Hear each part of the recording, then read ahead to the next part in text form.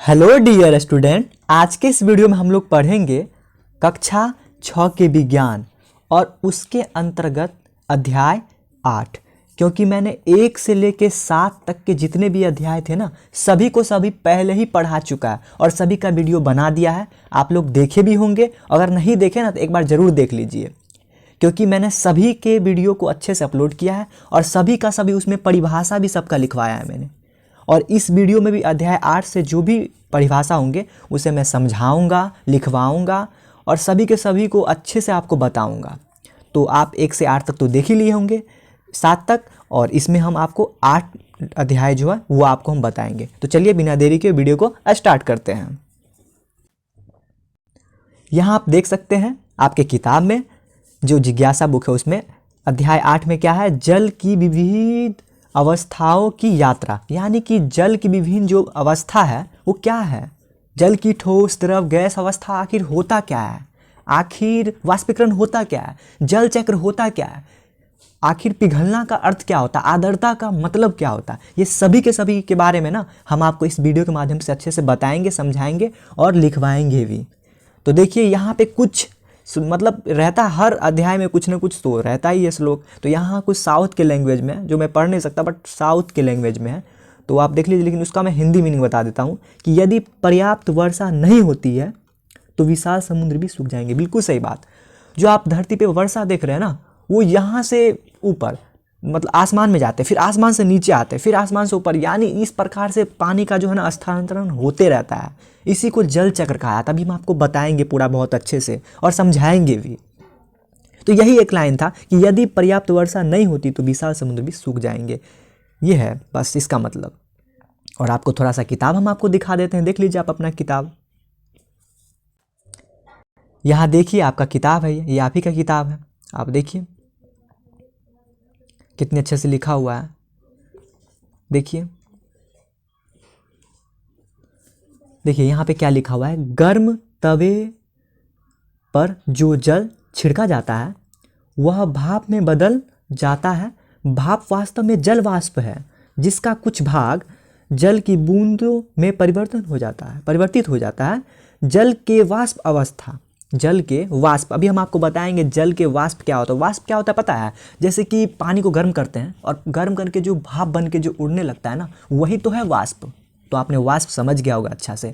यानी कि जब पानी को गर्म करते हैं तो पानी जो उबलने के समय में देखे होइएगा थोड़ा सा उड़ने लगता है उसमें से, यानी कम हो जाता है गर्म करने के बाद, जो उड़ के चला आता है ना वो वाष्प है। क्या है, वाष्प है। और देखिए जल के वाष्प अवस्था में परिवर्तित होने की प्रक्रिया को क्या कहते हैं, वाष्पीकरण या फिर वाष्पन कहते हैं। अभी मैं आपको लिखवाऊंगा भी बहुत अच्छे से, लेकिन वाष्पीकरण में ऐसे बस समझिए कि जल से जो वाष्प बन रहा है, जो मैंने आपको उदाहरण दिया, इसे क्या कहते हैं, वाष्पीकरण कहते हैं। यही लिखा हुआ है। और ऐसा नहीं है सिर्फ पानी जो गर्म करते वहीं पे होता है, वाष्पीकरण की प्रक्रिया कमरे के समान ताप पर भी लगातार होती रहती है। तो ये कितना अच्छा से लिखा हुआ है। आप सोच सकते हैं, जैसे देखिए गीले कपड़े, पोछा लगे फर्श और शरीर के पसीने का सूखना कुछ अन्य उदाहरण। वाष्पीकरण की ये भी तो उदाहरण है। शरीर पे जो पसीना रहता है अपने आप सूख जाता है, वो पानी जाता कहाँ है, बस यही तो कि उसका क्या हो गया, उसका वाष्पन हो गया, या फिर उसका क्या होगा, वो वाष्पीकरण हो गया उसका। और पोछा लगा हुआ पानी रहता है फर्श पे, वो कहाँ चला जाता है, उड़ के, बस वही कहीं कहीं गड्ढे खेती में देखेगा पानी अपने आप सूख जाता है।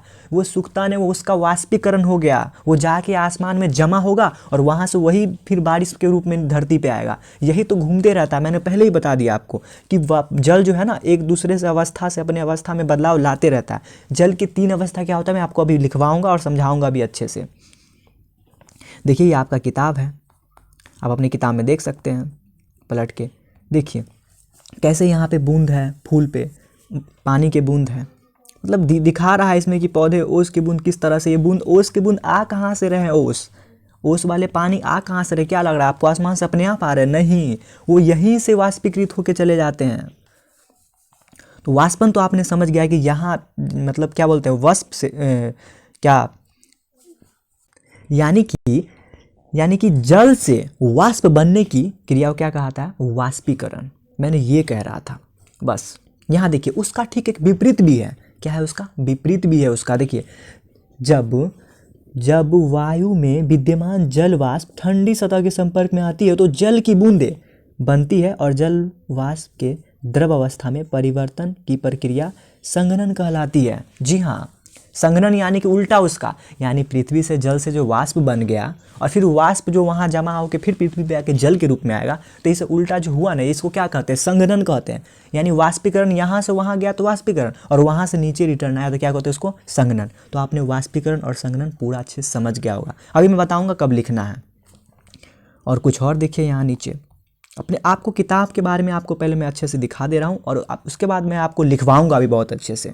यहाँ देखिए, वायु में जलवाष्प की मात्रा को आर्द्रता भी कहा जाता है। यानी आपसे कोई पूछे आर्द्रता किसे कहते हैं, तो वायु में जलवाष्प की मात्रा को क्या कहते हैं? आर्द्रता कहते हैं। वायु में जलवाष्प की मात्रा को क्या कहते हैं? आर्द्रता कहते हैं। आपके क्षेत्र के दैनिक आर्द्रता आंकड़ों के समाचार पत्रों और अन्य स्रोतों से बताया जाता है। एक वर्ष के आंकड़े संग्रहित करें यदि कोई पैटर्न उसका अध्ययन करें। यानी सही बात आपको बोल रहा है कि आपके क्षेत्र में कितना आर्द्रता है, ये आपको आप समाचार पत्रों के माध्यम से पता चल जाता है। जी हाँ, आपको समाचार पत्रों के माध्यम से बहुत अच्छे से पता चल जाता है। यानी आर्द्रता होता है क्या? देखिए, आर्द्रता आपको शॉर्टकट में समझिए कि वायु में कुछ पानी जमा रहता है। जैसे देखिए, कभी कभी क्या होता है कि हवा में निकलते थोड़ा थोड़ा ठंडा ठंडा महसूस होते रहता है बारिश के समय में। क्यों ऐसा होता है? क्योंकि वायु में जो है ना, थोड़ा सा जल की मात्रा उसमें रुका हुआ है, और वही जो वायु के रूप में हमारे आसपास जो आते हैं तो वो ठंडक महसूस होते रहता है। आर्द्रता का ये भी बहुत अच्छा उदाहरण है, और आपकी किताब में देख सकते हैं। यहाँ देखिए, एक बहुत अच्छी लाइन है कि जल की विभिन्न अवस्था क्या है। मैंने बोला था ना आपको बताऊंगा कि जल की अवस्था तीन क्या है, ठोस, द्रव, गैस। ये क्या है जल की तीन अवस्था? तो चलिए आपको अब लिखवा ही देते हैं कि आखिर जल की तीन अवस्था होता क्या है। चलिए बताते हैं अच्छे से। यहाँ देखिए, सामान्यतः जल की सामान्यतः तीन अवस्था होती है। कौन कौन? ठोस अवस्था, द्रव अवस्था और गैसीय अवस्था। इस तीनों को आपको लिखना है। जी हाँ, आपके कॉपी पे लिखना है। इस तीनों को आपके कॉपी पे लिखना है। पहला अवस्था का नाम है ठोस अवस्था। अपना आकार बनाकर रखती है, चाहे उसे किसी भी पात्र में रखा जाए, यानी किसी भी बर्तन में रखें। यानी बर्फ़ को आप कहीं भी रखिए, वो अपना आकार बना के रखता है। यानी बर्फीली जगह पे जाइए और उसको हाथ से जैसे कीजिएगा ना वैसे हो जाता है। उसको क्या कहा जाता है? वो अपना आकार बना के रखता है, यानी कि ठोस अवस्था कहा जाता है। ठोस अवस्था में ये ठोस का मतलब क्या होता है? कोई भी चीज़ मौजूद, आपके सामने मोबाइल है ना, वो क्या है? ठोस है। ठोस आप समझ गए होंगे बहुत अच्छे से। तो यानी आपसे कोई पूछे कि जल का कितना अवस्था है? ठोस, द्रव, गैस। ठोस, द्रव, गैस। और एक और अवस्था है गैस। यानी कि ठोस अवस्था का, अगर जल के ठोस अवस्था का अगर आपसे कोई उदाहरण पूछे तो आप सीधे बोलेगा क्या? बर्फ़। क्या बोलेगा? बर्फ़ बोलिएगा। इसी प्रकार द्रव की अवस्था है एक, दूसरी अवस्था का नाम क्या है? द्रव अवस्था। द्रव अवस्था कहते हैं कि इसको कोई निश्चित आकार इसका नहीं होता। बिल्कुल सही। आप दूध देखते हैं ना, दूध का आकार है, उसको जिस बर्तन में रखिएगा वैसे ही हो जाएगा। उसको अगर पतला मतलब डब्बे में रखिएगा तो पतला जैसा हो जाएगा, मतलब जैसा रखिए। उसको कप में रखिए तो कप के जैसा हो जाएगा। उसको कहीं भी रखिए, उसका आकार बदलते रहता है। कोई उसका निश्चित आकार होता ही नहीं है। निश्चित आकार कोई होता ही नहीं है उसको, अर्थात अपना आकार बदलता रहता है और बहता भी है। बिल्कुल, दूध बहता है। और दूध जल का क्या है? द्रव अवस्था। अगर आपसे पूछे कि तेल क्या है? क्या है? द्रव अवस्था है। किसका है? जल का द्रव अवस्था है। उदाहरण के लिए यहाँ पे जल लिखा हुआ है बहुत अच्छे से। और एक अंतिम अवस्था है, एक अंतिम है अवस्था, जिसका नाम क्या है? गैसीय अवस्था। गैसीय अवस्था क्या होता है? समस्त उपलब्ध स्थान में फैल जाने का गुण प्रदर्शित करती है। गैस निश्चित आकार धारण नहीं करती है, यानी कि समस्त उपलब्ध स्थान में फैल जाती है। यानी कि आपके आसपास जितने भी फैले हुए हैं ना, सभी गैस है। आप जो हम लोग सांस लेते हैं ऑक्सीजन, ये क्या है? गैस है, जो अदृश्य है, बिल्कुल भी नहीं दिख रहा है। हम लोग पानी के बिना तो रह सकते हैं, लेकिन ऑक्सीजन के बिना बिल्कुल भी नहीं रह सकते, एक क्षण भी नहीं रह सकते। पानी के बिना कुछ दिन तो रह सकते, कुछ घंटे भी रह सकते हैं, लेकिन ऑक्सीजन के बिना नॉट पॉसिबल, पॉसिबल ही नहीं है ये। तो यही है जल की तीन अवस्था, ठोस, द्रव और गैस। गैस अवस्था आपने समझ गया है कि जो क्या बोलते हैं, फैल जाता है ना, इसका समस्त उपलब्ध है सभी स्थान में, इसे क्या बोलते हैं? गैस अवस्था। गैस का निश्चित आकार नहीं होता है, जैसे कि जलवाष्प। जलवाष्प जो उड़ जाता है उसको क्या होता है? वो जलवाष्प होता है। क्या है वो? गैसीय अवस्था का उदाहरण है। यानी आपसे कोई द्रव अवस्था का उदाहरण पूछे तो जल, गैसीय अवस्था का उदाहरण पूछे तो जलवाष्प, ठोस अवस्था का उदाहरण पूछे तो क्या है? बर्फ। तो यानी आपने जल की तीन अवस्था को बहुत ही अच्छे से समझ गया होगा, आशा करते हैं, तीनों के तीनों। और कुछ आपको लिखना है। ये तीनों के तीनों आपके कॉपी में, ये कि तीनों के तीनों आपके कॉपी में होना चाहिए, नोट डाउन एकदम होना चाहिए, ये और ये। और आगे भी आपको, आप वीडियो रोक के लिखिए, बट लिखिए ज़रूर, क्योंकि लिखने से मैंने हर वीडियो में बताया कि पॉजिटिव वाइब होता है माइंड में, जिससे आपको ये आगे तक याद रहता है। आप लोग ज़रूर लिखिए। और आगे देखिए, यहाँ पे एक शब्द आया, यहाँ पे क्या है, वाष्पीकरण। अभी जस्ट मैंने बताया था किताबों में, आपकी किताब का है ये। जल से वाष्प बनने की प्रक्रिया को क्या कहते हैं, वाष्पन कहते हैं। यानी आपसे अगर कोई पूछे कि वाष्पन कहते हैं किसको, तो जल से वाष्प बनने की प्रक्रिया को क्या कहते हैं, वाष्पीकरण या फिर वाष्पन कहते हैं। इसको लिख लीजिए, वाष्पीकरण किसे कहते हैं, जल से वाष्प बनने की क्रिया को वाष्पीकरण। उदाहरण के लिए क्या देख सकते हैं, पानी को गर्म करते हैं और वो उड़ जाता है, या फिर खेती सब में पानी देखते हो अपने आप क्या होता है, सूख जाता है, सूखता है, क्या होता है उसका, वाष्पीकरण हो जाता है। और एक और शब्द मैंने बताया था क्या, संघनन। वाष्प से जल, यानी कि उल्टा जो हो रहा है ना, उसे क्या कहते हैं, संघनन कहते हैं। संघनन किसे कहते हैं, वाष्प से जल बनने की प्रक्रिया को क्या कहते हैं, संघनन कहते हैं। यानी संघनन में मैं आपको वहाँ पे बताया था, यहाँ भी बता रहा हूँ कि जब जिसको उल्टा होता है, यानी कि जल से वाष्प बन गया, फिर वो वाष्प दोबारा धरती पे जो रिटर्न होगा ना वर्षा के रूप में, उसे क्या कहते हैं, संघनन कहते हैं। तो शॉर्टकट में इसको परिभाषा क्या बोलेंगे, वाष्प से जल बनने की प्रक्रिया को क्या कहते हैं, संघनन कहते हैं। एक और देखिए था उसमें लाइन, आर्द्रता। क्या, आर्द्रता क्या था, आर्द्रता था। वायु में जल वाष्प की मात्रा को क्या कहते हैं, आर्द्रता। बिल्कुल सही, मैंने बताया भी था। तो ये भी तीनों लाइन आपको लिखना ही है, ये पांचों लाइन लिखना है। और एक और उसमें आगे भी दिखाऊंगा मैं, किताब में लिखा हुआ है, क्या है, पिघलना। आप तो ऐसे ही देखोगे पिघलना, आइसक्रीम खाते होंगे पिघल जाता है, देखे होंगे बर्फ़ कभी कभी पिघल जाता है समान ताप से, अगर उसका ताप नहीं मिल पाया। ताप में आपको मैंने बहुत अच्छे से तापमान के बारे में बताया था, वही ताप है। ताप बहुत निर्भर करता है बर्फ़ को पिघलाने में। तो देखिए, पिघलना, ठोस जो होता है, ठोस से द्रव बनने की प्रक्रिया को क्या कहते हैं, पिघलना। यानी आपसे कोई पूछे पिघलना कहते हैं किसको, तो आप एक लाइन में बोलिए सीधे, क्या बोलते हैं, ठोस से द्रव बनने की प्रक्रिया को पिघलना कहते हैं। ठोस से द्रव बनने की प्रक्रिया को क्या कहते हैं, पिघलना। ठोस से द्रव बनने की प्रक्रिया को क्या कहते हैं, पिघलना। इसी प्रकार हिमीकरण। हिमीकरण क्या होता है, ये भी आपके किताब में है, मैं आपको दिखाऊंगा। मैं जितना भी परिभाषा 1 से लेकर 7 तक अध्याय में लिखाया हूँ ना, अभी तक कोई भी ऐसा परिभाषा नहीं जो किताब से बाहर होगा, वो किताब में ही होता है। आपके किताब में इतना अच्छा बात लिखा हुआ है ना, जो कह नहीं सकते हैं। आपको बहुत ही महत्वपूर्ण है विज्ञान की किताब, आपको जरूर पढ़ना चाहिए। यहाँ देखिए, हिमीकरण, द्रव से ठोस बनने की प्रक्रिया को क्या कहते हैं, हिमीकरण। यानी द्रव से ठोस बनता है। जैसे जल है, मान लीजिए जल है, और जल से सीधे के सीधे क्या बन गया, ठोस। अब जल से ठोस बनाने के लिए कुछ यंत्र का उपयोग होगा, वो यंत्र क्या है वो भी मैं आपको दिखाऊंगा अभी। इसी तरह देखिए, ठोस से तो द्रव आप तापमान के अनुसार कर दीजिएगा, बना दीजिएगा, लेकिन द्रव से भी ठोस बनाया जाता है। हाँ, आप रेफ्रिजरेटर, पिछला अध्याय में मैंने आपको बताया था, रेफ्रिजरेटर होता है जिसमें पानी डालते हैं ना तो वो बर्फ बन जाता है। तो यही तो हिमीकरण का उदाहरण है। जी हाँ, यही उदाहरण है हिमीकरण का, कि जल से सीधे बर्फ बना दीजिए। बर्फ क्या है, ठोस अवस्था है, ठोस है, तो द्रव से क्या बन गया, ठोस। देखिए, ठोस, द्रव, गैस, ये 3 शब्द बहुत बार बार आ रहा है, और आपको अच्छे से समझनी भी चाहिए कि होता क्या है आखिर, कि बहुत ज़रूरी है ठोस, द्रव, गैस समझना। ठोस क्या होता है, जो देख रहे मजबूत होता है। द्रव क्या, जो पानी की तरह होता है, मतलब एकदम पानी की तरह उसमें से बहता रहता है। और गैस क्या है, जो अदृश्य, दिखता ही नहीं है, जो आसमान में फैला हुआ है। That's it. आपने समझ गया बहुत अच्छे से, आशा करता हूँ आपने समझ गया बहुत अच्छे से। और आपको दिखाते हैं कि हिमीकरण, पिघलना आखिर कहाँ पे लिखा हुआ है और क्या कह रहा है आपकी किताब। और यहाँ देख लीजिए आप अच्छे से, जल की विभिन्न अवस्था क्या है, मैंने आपको बता ही दिया, बहुत अच्छे से बता दिया। यहाँ देखिए, आपकी किताब में ही लिखा हुआ है ना, कितने अच्छे से, देखिए कितना अच्छा से लिखा हुआ है। ठोस अवस्था, द्रव अवस्था और गैसीय अवस्था। और सबका उदाहरण भी है। ठोस का क्या उदाहरण, बर्फ। द्रव का गैस। गैसीय अवस्था का क्या है, द्रव का क्या है, जल। और गैसीय अवस्था का क्या है, जल वाष्प। सबका उदाहरण दिया हुआ है, लिखा हुआ। आप अपने स्तर से एक बार पढ़िए। कुछ और उदाहरण है, देखिए, मोम, तेल और घी, ये सब क्या है, सब उदाहरण है इसका, तीनों अवस्था का। आप अपने से एक बार सोचिए, अच्छे से सोचिए। सोचना बहुत ही ज़रूरी है। विज्ञान पढ़ रहे हैं मतलब कि असली ज्ञान। और मैंने ये पहला ही अध्याय में आपको अच्छे से समझाया था, और मैंने कहा था आपका विज्ञान की किताब बहुत ही महत्वपूर्ण है, बहुत ही महत्वपूर्ण है पढ़ने के लिए।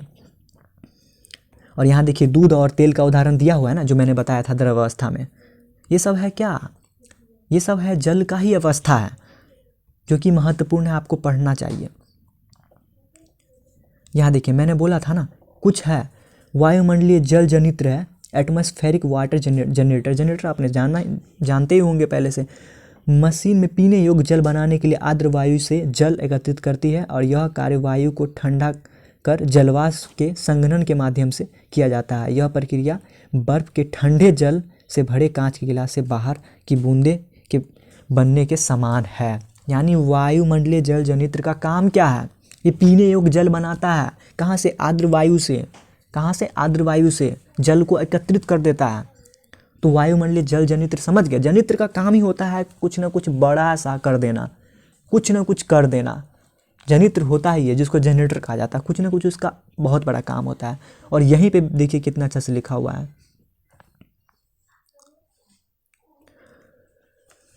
यहाँ देखिए है लिखा हुआ ना, ठोस से द्रव अवस्था में परिवर्तित होने के प्रक्रम को क्या कहते हैं? पिघलना कहते हैं। और मैंने यही लिखवाया था, ठोस से द्रव बनने की प्रक्रिया क्या कहते हैं? पिघलना कहते हैं। उसी तरह द्रव के ठोस अवस्था में परिवर्तित होने के प्रक्रम को क्या कहते हैं? हिमीकरण कहते हैं। ये मैंने पहले ही लिखा दिया और समझा भी दिया है कि द्रव से कैसे ठोस बन जाते हैं। फ्रिज में डाल दीजिए, हो जाएगा, यही होता है। लेकिन आपको अपने से नहीं करना है ये सब। विज्ञान के कोई भी प्रैक्टिकल को आपको खुद से नहीं करना है, अपने से बड़ों के सामने हमेशा करना है। और देखिए यहाँ और आगे आप अपनी किताब में पलट के देख सकते हैं क्या सब है लाइन। मैं किताब इसलिए दिखा रहा हूँ ताकि आप समझे कि मैं किताब का ही सब कुछ दिखा रहा हूँ। यहाँ देखिए, बरसात के दिनों में वायु में जल वाष्प की मात्रा अधिक होती है, इसलिए बरसात के दिन अधिक आर्द्र होते हैं। बिल्कुल सही बात है। बरसात के दिन में मैंने बताया था ना कि पानी जमा हो जाता है और थोड़े थोड़े हम लोग को ठंडक महसूस होता है। कारण क्या है? पानी जो है जल की मतलब वाष्प है, जल वाष्प, वो वायु में जमा हो चुका है और उसी से क्या हो रही है हमें ठंडक महसूस हो रही है। यही है। देखिए यहाँ पे एक लिखा हुआ है शीतलन प्रभाव। शीतलन प्रभाव, इस शीतलन प्रभाव होता क्या है?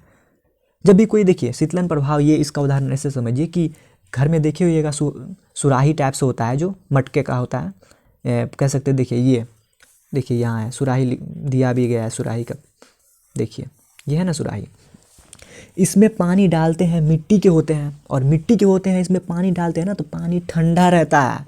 अब आगे की क्लास में पढ़िएगा आखिर ठंडा क्यों रहता है, ये सभी विज्ञान में ही पढ़िएगा आगे कि आखिर क्यों रहता है। इसमें पानी ठंडा रहता है, इसका कारण क्या है? इसका शीतलन प्रभाव हो जाता है। क्या होता है?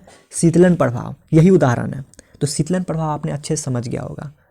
यहाँ शीतलन प्रभाव का एक और उदाहरण है। देखिए ग्रीष्मकाल में फर्श और छत को ठंडा करने के लिए उन पर जल का छिड़काव इसका अन्य उदाहरण है। बिल्कुल, देखिए जब छत एकदम गर्म होता है उस पर पानी डालते हैं, थोड़ा सा ठंडक महसूस होता है ना, इसी को तो कहते हैं शीतलन प्रभाव। इसको तो परिभाषा लिखवाना ही नहीं हमें, आप ऐसे ही समझ गए होंगे। शीतलन मतलब शीत मतलब थोड़ा सा ठंडा ठंडा ठंडा, प्रभाव मतलब जो होता है उसको प्रभाव कहते हैं, सीधा बात। तो शीतलन प्रभाव आपने अच्छे से समझ गया होगा कि कोई भी गर्म जगह को ठंडे करने के लिए जो प्रक्रिया किया जाता है ना उसे शीतलन प्रभाव कहा जाता है। बस हो गया, शीतलन प्रभाव इसी को कहा जाता है। बादल हमें वर्षा कैसे देती है?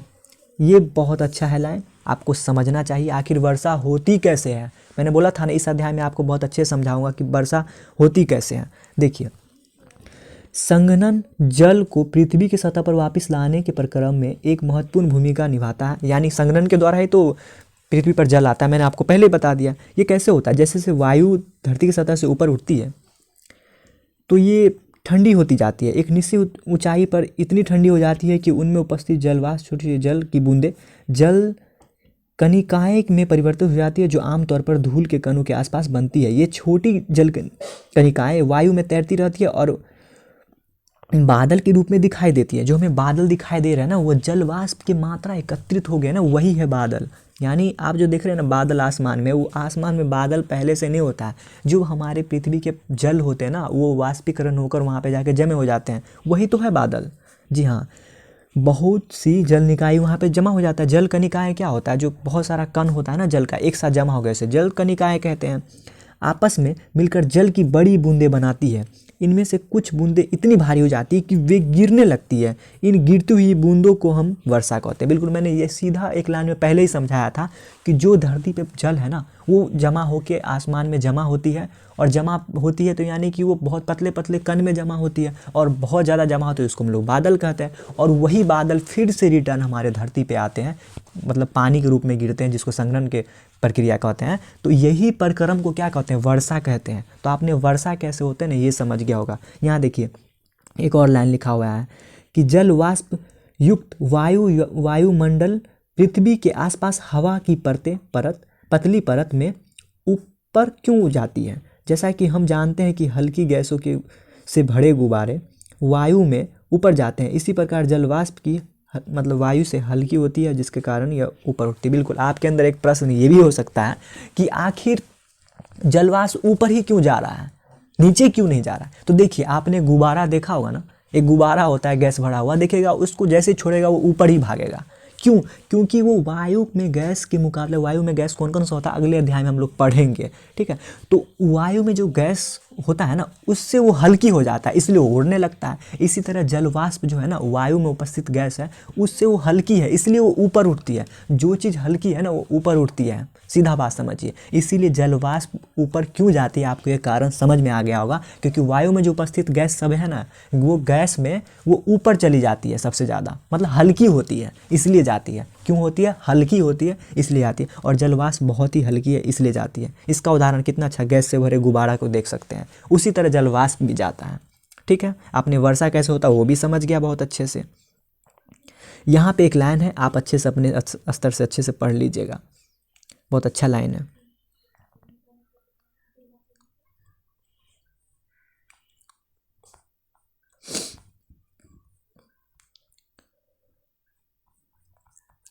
और देखिए कुछ लिखवाते हैं आपको कि आखिर ये जो देख रहे हैं यहाँ पे देख रहे हैं ये जल की अवस्था एवं गति में परिवर्तन किस प्रकार से हो रहा है, इसका बहुत अच्छा उदाहरण है।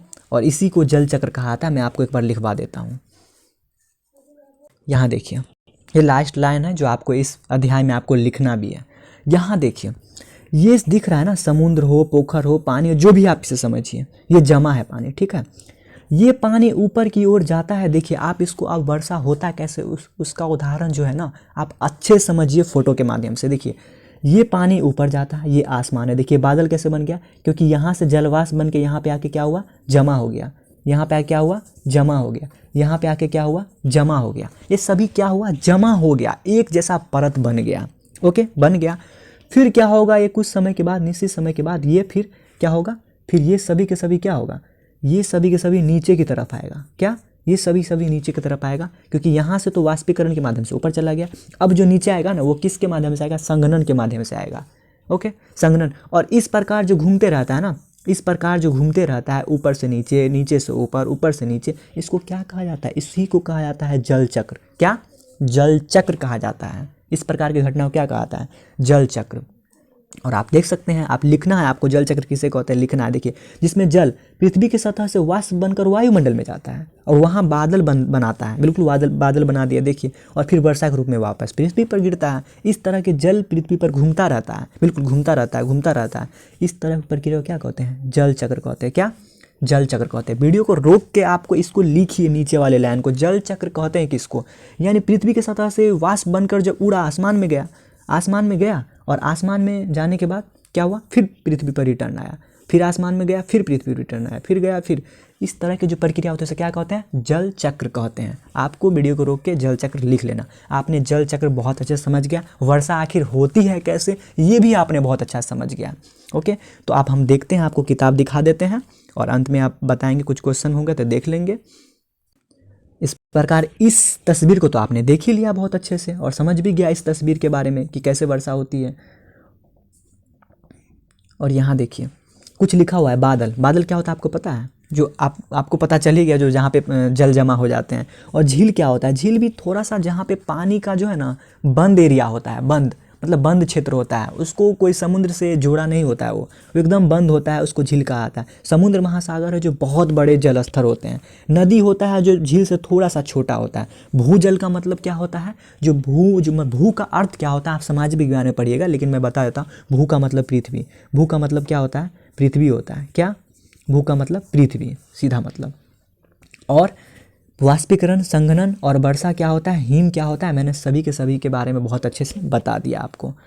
और जल चक्र क्या होता है वो भी मैंने आपको बहुत अच्छे से समझा दिया। तो इस प्रकार मैंने आपके अध्याय में देखिए क्या क्या पढ़ा दिया, आप थोड़ा अपने से देख लीजिए। संघनन मैंने पढ़ाया, बिल्कुल पढ़ाया भी, समझाया भी, लिखवाया भी। वाष्पीकरण पढ़ाया, बिल्कुल मैंने पढ़ाया, समझाया, लिखवाया। हिमीकरण, गैस, आर्द्रता, द्रव, पिघलना, द्रव, जल चक्र, जलवाष्प, सभी के सभी के बारे में लिखवाया, समझाया और बहुत अच्छे से आपको अच्छे से अच्छे मतलब बोल सकते हैं कि एक एक प्रक्रिया को मैंने बतलाया। यहाँ देखिए कुछ मुख्य बिंदु हैं और हर एक चैप्टर में मैं नहीं ये बताता हूँ, क्योंकि मैंने जितना पढ़ाया और लिखवाया ना यही इसमें लिखा हुआ है। जो मैंने समझाया ना आपको एक एक करके इसमें लिखा हुआ है, आप अपने स्तर से पढ़िए, अपने स्तर से पढ़िए। देखिए जल वाष्प के द्रव अवस्था में परिवर्तित होने का प्रक्रम संघनन कहलाता है। मैंने आपको समझा दिया, जल की 3 अवस्था है, ठोस, द्रव, गैस, मैंने समझा दिया। आप अपने स्तर से पढ़िए और अच्छे से पढ़िए। देखिए इसको पढ़ना बहुत आवश्यक है, क्योंकि मैंने आपको क्या पढ़ाया, मैंने जो पढ़ाया आपको समझ में आया कि नहीं, अगर नहीं आया तो दोबारा वीडियो देखिए।